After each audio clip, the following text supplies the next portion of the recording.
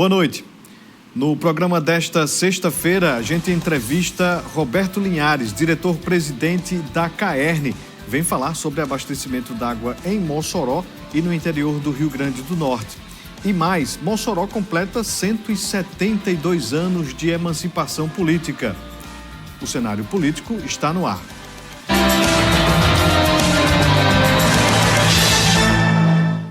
Vamos acompanhar hoje como foi a comemoração pelos 172 anos de emancipação política de Mossoró. A celebração aconteceu em um evento festivo realizado na Avenida Alberto Maranhão, em frente ao Palácio da Resistência. Acompanhe. A celebração do aniversário de emancipação política de Mossoró começou com a banda de música Arthur Paraguai. No local, a presença de autoridades, secretários municipais e vereadores. A solenidade de comemoração aos 172 anos da cidade contou ainda com um coral de música de estudantes da rede municipal de ensino.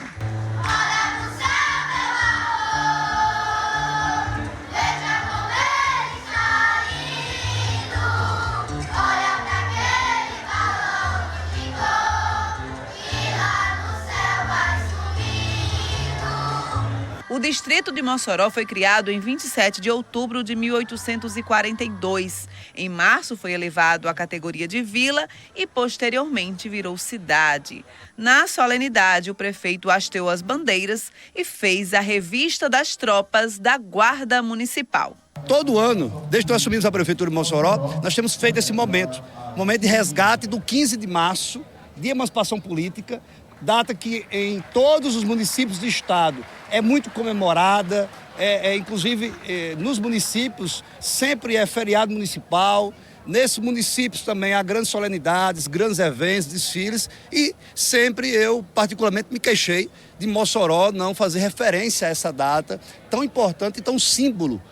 A data de emancipação política é a data de independência. É um momento importante celebrar nossa história, um momento importante de reconhecimento àqueles que construíram toda essa história de Mossoró e também um momento muito importante para fazer uma reflexão sobre aqueles que estão construindo o futuro de nossa cidade, especialmente nossas crianças, um momento de grande responsabilidade para nós que estamos no serviço público, de construir uma Mossoró cada vez mais pujante, uma Mossoró cada vez mais desenvolvida e uma Mossoró com a história e uma tradição de pioneirismo muito forte. Além da celebração aos 172 anos de emancipação política de Mossoró, o prefeito Alisson Bezerra fez o anúncio de um monumento histórico que será construído no corredor cultural. Segundo ele, esse monumento fará referência aos principais fatos locais que compõem a história da cidade e será nele que a emancipação política será celebrada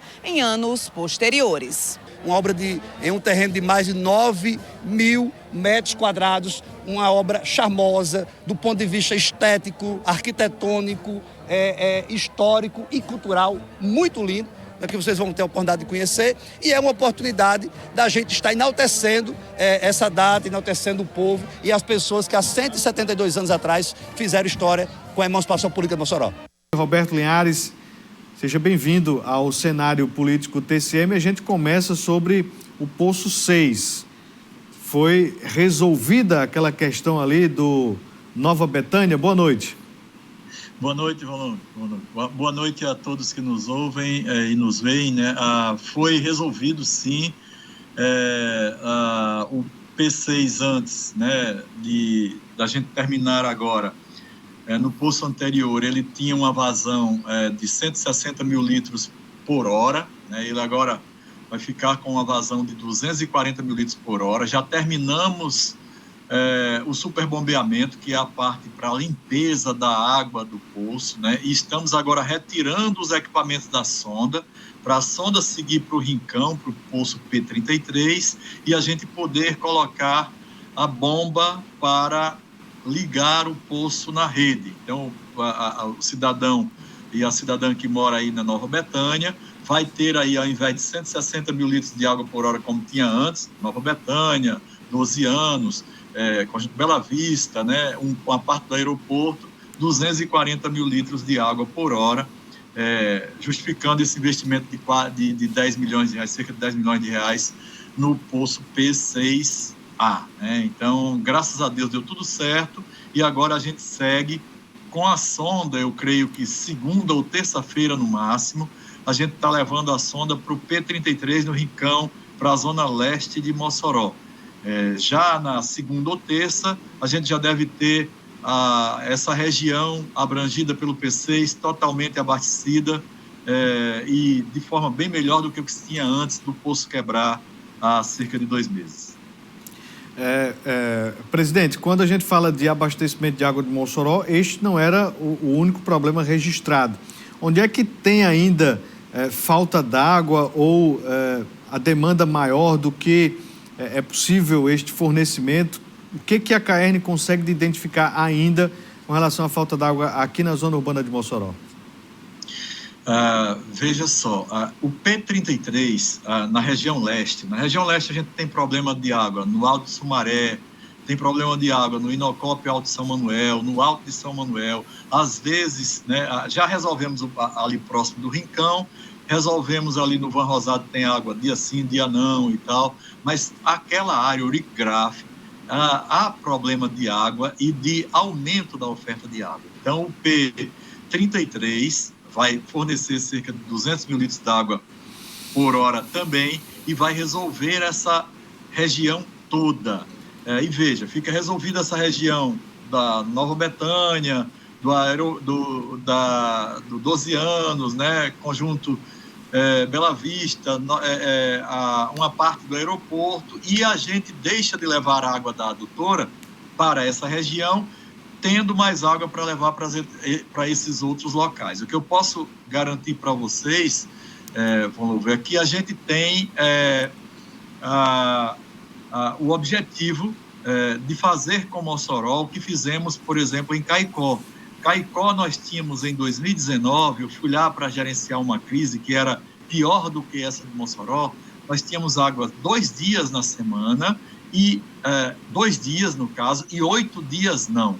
Hoje a gente tem água todo dia em Caicó.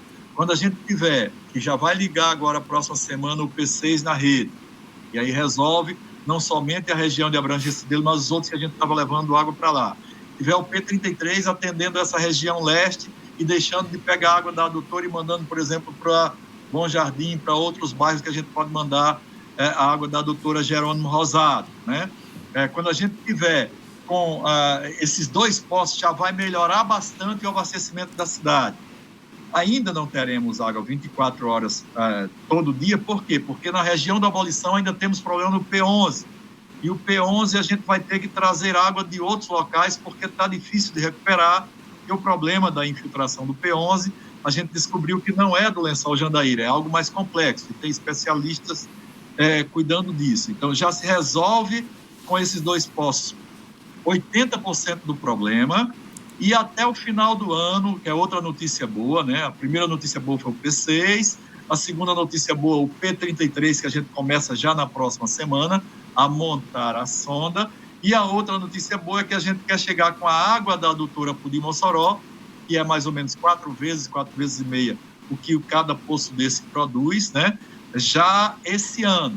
Então, as perspectivas aqui esse ano, ou no máximo até maio de 25, a gente tenha em Mossoró a realidade de Caicó, ou seja, água todo dia em todos os locais.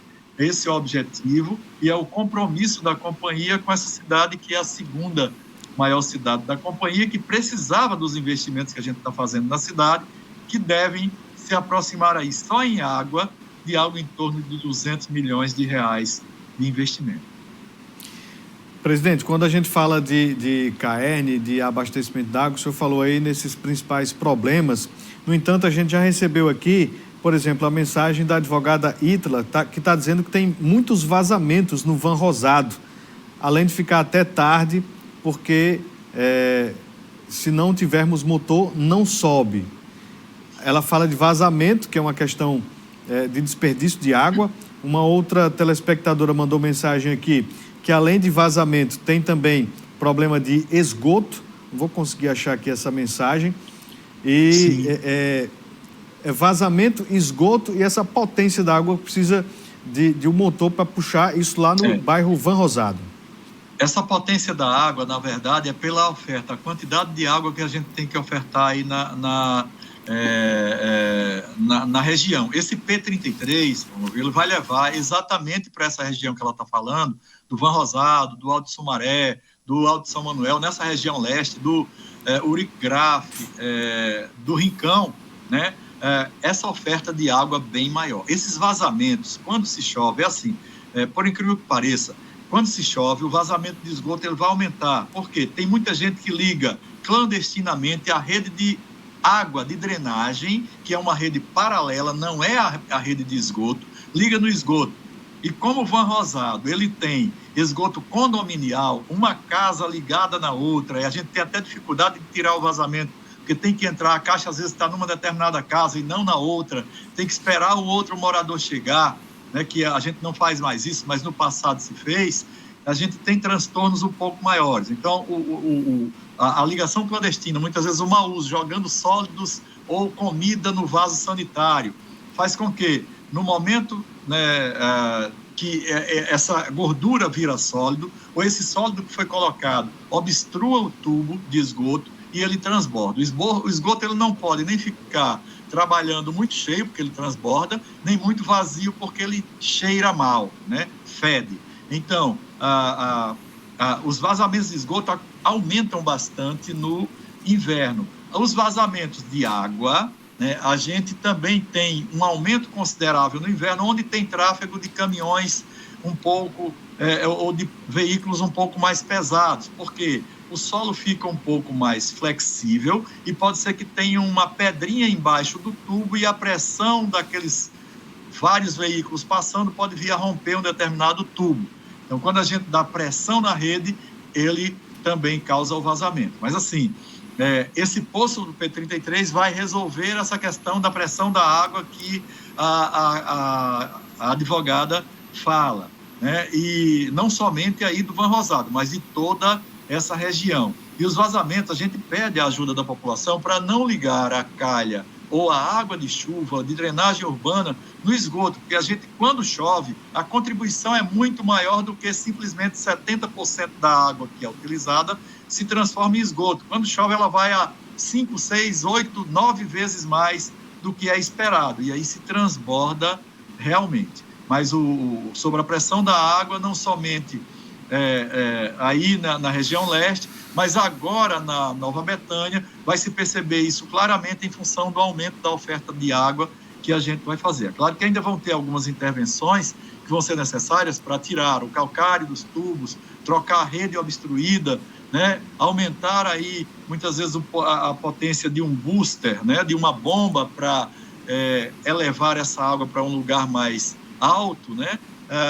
Mas com certeza vai melhorar bastante. Nós temos aqui uma mensagem, eu li agora há pouco essa mensagem do Rocha Neto, mas eu repito aqui, ele fala sobre a CAERN só terá solução quando a mesma for privatizada. E aí fala também sobre acomodação de cargos políticos, cabide de emprego, enfim. E um questionamento sobre essa privatização, que sempre quando, claro, as pessoas estão incomodadas com a falta d'água ou outro serviço da CAERN, a primeira coisa que fala é sobre privatização. O que o senhor fala sobre isso? Como responder este tipo de crítica que tem ali, claro, o seu fundo de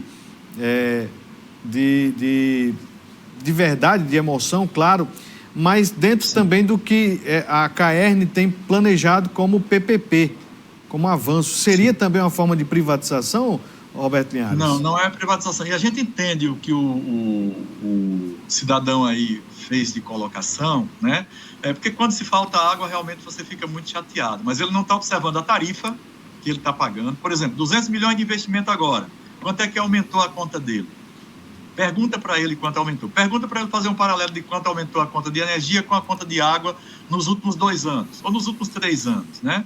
Ou qualquer conta de serviço público comparada com a conta da CAERN, né? O segundo ponto, a companhia vem dando lucros recorrentes com balanço sem ressalva há 5 anos. Esse ano vai dar o maior lucro histórico da companhia, por isso que a gente está podendo investir em Mossoró e ele não está pagando nada por isso. Ele acha que o privado vai vir aí e vai colocar tudo em Mossoró com um sistema complexo como tem em Mossoró, com poços de 1.150 metros de profundidade, temperatura de 53 a 56 graus e com calcário como não tem em outro lugar do mundo, e ele vai pagar 70 e poucos reais por 10 metros cúbicos d'água, né? Vá sonhando, tá? Vá sonhando que vai ser dessa forma. Não haverá privatização, já foi dito pela governadora, né? Não haverá privatização. A gente vai investir aí em Mossoró com a PPP que a gente está fazendo agora, em função da companhia estar totalmente controlada do ponto de vista contábil e financeiro, né? Vamos investir aí, vamos ver algo em torno de 400 milhões de reais só em esgotamento em Mossoró.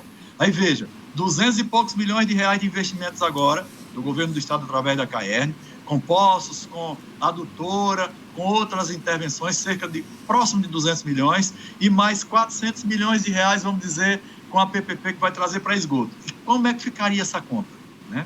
Quem pagaria essa conta? A conta dele saindo de 70, 10 metros cúbicos, 80, para 300, ele estaria disposto a pagar, né? É uma pergunta que se tem que fazer e responder para entender corretamente essa questão da privatização. Então, nós vamos para a PPP sem privatização, levando o serviço a Mossoró, a todos os rincões do Rio Grande do Norte, sem a necessidade de privatizar a companhia, porque a gente entende como sendo um setor estratégico e que não dá para você privatizar a água, porque a água é saúde, é vida, é saúde pública, é dignidade da pessoa humana. E a gente vai, como eu disse, nos próximos dias dar uma melhorada, mas às vezes quando melhorar o abastecimento, no dia que faltar água, 1 dia, 2 dias, vai ter reclamação. E é compreensível isso. A gente entende que é um bem fundamental, né? Essencial à vida. Então, assim, mas não tem nada a ver essa questão de faltar água um determinado dia com a questão da privatização da companhia. É um entendimento que ele tem e que a gente tem um entendimento diferente. E nós vamos divergir, como a governadora também diverge em relação a isso. Nós temos como prestar um bom serviço sem a necessidade da privatização da companhia. O Aldo Filho está mandando uma mensagem aqui dizendo o seguinte, que a água dele está sendo cobrada R$ 390 por mês e a água chega barrenta. E está dizendo aqui sobre o medidor, que passa ou não passa ar. Eu vi que estão trocando os medidores, trocaram lá na rua, lá de casa. Como é que é essa questão da qualidade da água, hein, doutor Roberto? A qualidade da água, ela é fornecida, a gente mede no na testada da tua casa, tá? A gente não entra na tua residência.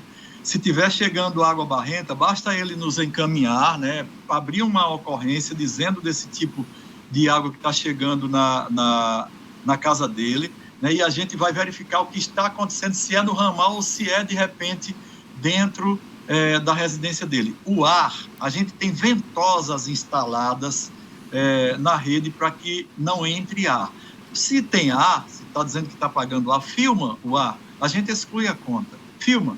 Você abre uma torneira, fica lá o barulho, o hidrômetro está girando, faça a filmagem e a gente exclui a conta, sem problema nenhum. Tá? A gente não pode fornecer água com turbidez. Por isso que a gente estava descartando aquela água do P6 que a gente terminou agora, porque ela estava turva. A água tem qualidade, mas ela estava turva. Eu tenho que ter qualidade de acordo com a portaria do Ministério da Saúde e tenho que ter, no caso, uma água límpida, transparente, translúcida para fazer esse fornecimento. Então, nesse caso, ele pode abrir a ocorrência e a gente vai verificar o que está acontecendo no ramal dele ou na rua dele, com algum problema aí de, sei lá, se tirou algum vazamento, que entrou água com algum barro, alguma coisa assim, né? E essa medição, para ele verificar, eu estou pagando 200, estou pagando 300, depende, quanto mais você consome, porque é um bem finito, um bem, como a gente falou, fundamental à vida, se você consome 10 metros cúbicos, você paga 70 e poucos reais, 80 e poucos reais de água, né? Com esgoto. Se não tiver esgoto, é